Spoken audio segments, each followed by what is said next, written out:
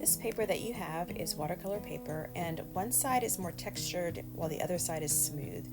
We're going to put the textured side facing up. That is what we will be working with today. We're gonna start sketching out our watermelons, and the way that I will draw my watermelon is just by drawing this line that isn't perfect, but it's a little at an angle. And I'm lightly drawing this line because I may have to erase some things that I don't like and will need to erase it. So sketching it by using a light pressure with your pencil, not pressing too hard, I'm going to create this line and then this semicircle and then another semicircle within that. So it's going to look like an upside down rainbow. Now it's time to make my second watermelon. Now you can put these watermelons anywhere you'd like, but I'm going to create one coming off the previous watermelon that I've drawn. I've just drawn another line. I'm going to create this semicircle effect, and imagine that it's coming underneath and passing underneath the first watermelon. And just, keep in mind you want it to be like a semicircle, maybe a U shape, a rainbow, whatever you feel most comfortable drawing. Use that same pattern. And then just continue with that. Make a couple more, just so that we have a lot of different sizes and variables. Don't forget, make sure that you are using light pressure. We are using a sketching technique. In case we need to erase some lines, we can easily do it if it's lighter in pressure. Now I'm going to go ahead and make a full-size watermelon here. This is going to look like a minion in a way. It's going to be a long oval. Very lightly sketching. Hopefully you can see what I'm doing here. It will definitely be more obvious after I put the oil pastel on it, but just creating this oval shape. It's going up and down, vertical, and so what we're doing is we're going to create some more overlap over that with another semicircle watermelon wedge, and I'm going to come back in and I'm going to erase some of these lines, but I'm just needing that to kind of get a feeling for how I'm going to create this depth and feeling of overlap of these watermelon slices.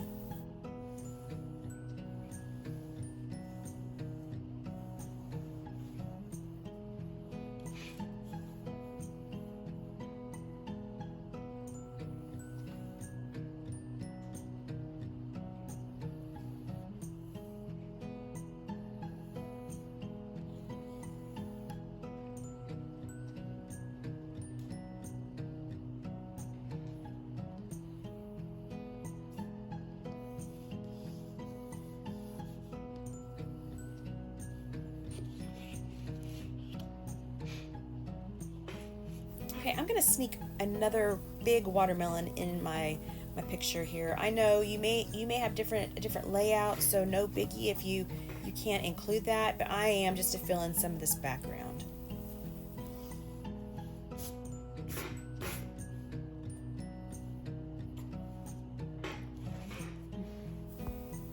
It's time to get my oil pastels out, and I'm going to go with a black color will be my outline, and I'm going to go ahead and take that black oil pastel and I'm going to go over the pencil lines that I've already drawn. Now it's time to get the oil pastels out, and as you can see I am outlining, I'm tracing over the sketch lines that I've done with that oil pastel. I've chosen black here just because it's a good border color. It'll help things really stand out and pop. And the thing about oil pastels and using watercolor, I'll ask my students, how do water and oil, how do they get along? And the answer is they don't get along. They repel one another. They don't like each other. And so it's really good about keeping the watercolor paint and the oil separated. You could paint over the oil pastel and it just kind of resists. It separates from it. So that's the good thing about this project. It really does keep those lines from being blurred.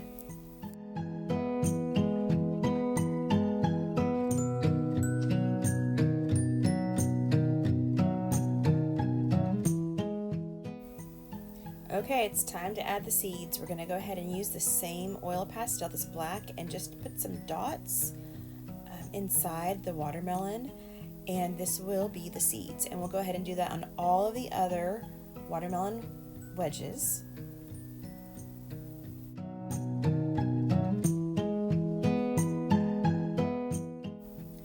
go ahead and create the outside of our full whole watermelon, and the way I'm going to do that is create this wavy line and run another wavy line next to it, right parallel with it, and just do this in a couple of places all the way down your watermelon. This is creating some texture. It's also creating some movement. A lot of things going on where you've got the dots and you've got the waves. It kind of reminds me a little bit of like a Zentangle, with a lot of the movement going on in this art project. And Zentangle, that's a whole other art project. We can talk about that later, hopefully in another class that I offer. But as you can see, I've got another watermelon that's at an angle. So I want to follow that angle by creating those wavy lines going in that same direction.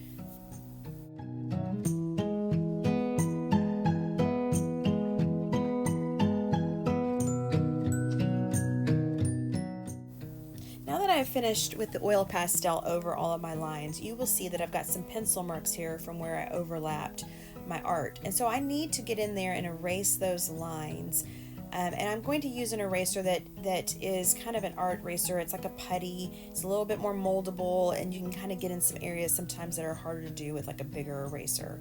But I'm going to erase those lines because when I put watercolor paint on top of that, it locks in any pencil marks that you have. So if you don't want those pencil marks to show, it's best to get those erased before you apply any water, any paint on top of it, because they will show up underneath.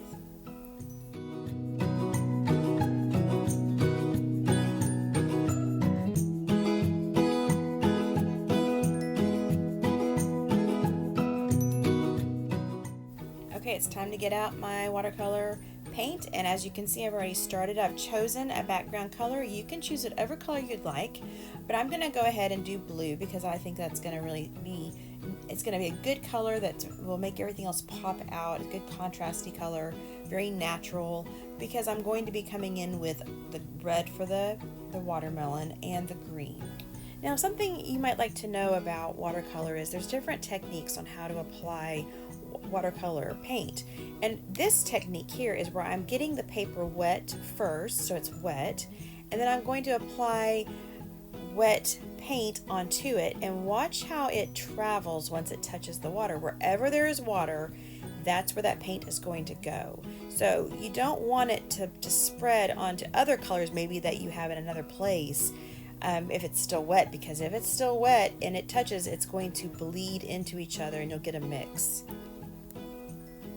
And this is why I like to have hair dryers out at my art table, so that you can go ahead and kind of speed up the process of drying the paint.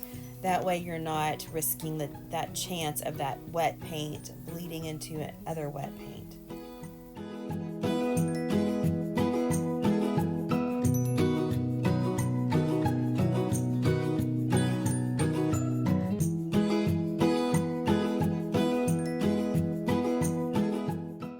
My background is dry. I'm going to go ahead and do the wet on dry technique. This is where my brush is wet, my paper is dry. I don't have any water on that wedge right there. So I am just applying this red paint. I may come back in and do a couple more layers once that dries, just to make sure that the paint is really vibrant and bold.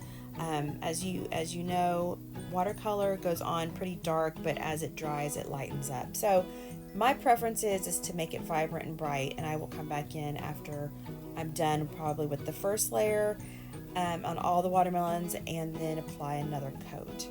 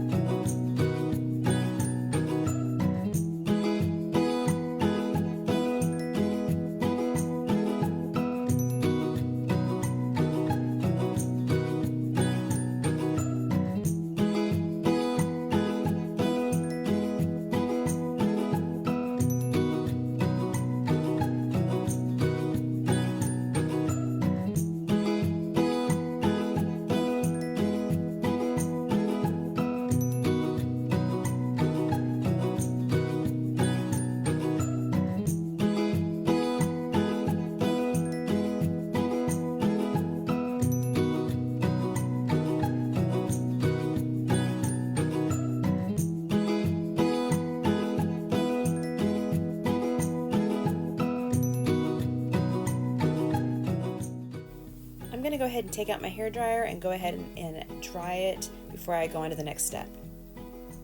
Now that I've completed the red part of the watermelon, the innards of the watermelon, I'm going to go ahead and go to the outside, the watermelon rind, and I'm going to go with two different green colors here, but I'm going to start with the darker green that I have on my palette to go within these wavy lines, and that oil pastel helps kind of channel that, keep it on track. And once that is done, I will then move on to a different color green that will help give some contrast and make it really stand out.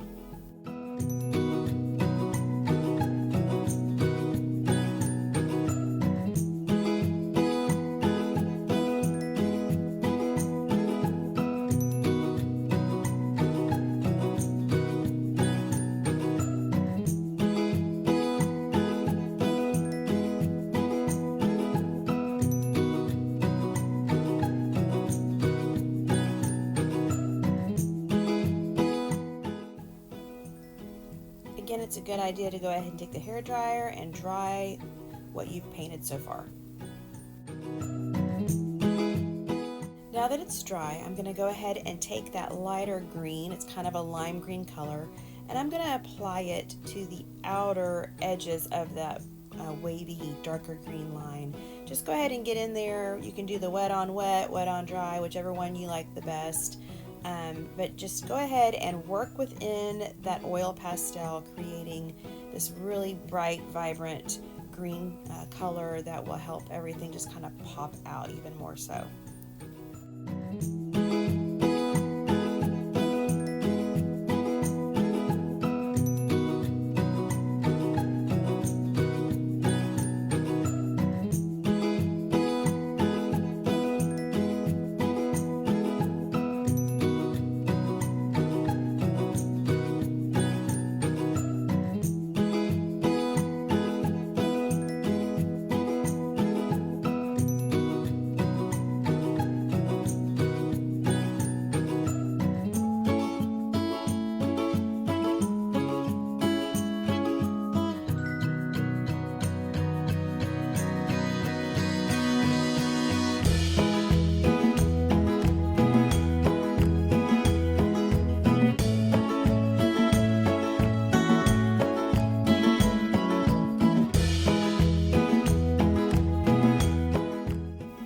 Almost finished. Now I'm going to go ahead and dry it, make sure I don't have anything that's like rusting water pooling up or anything like that.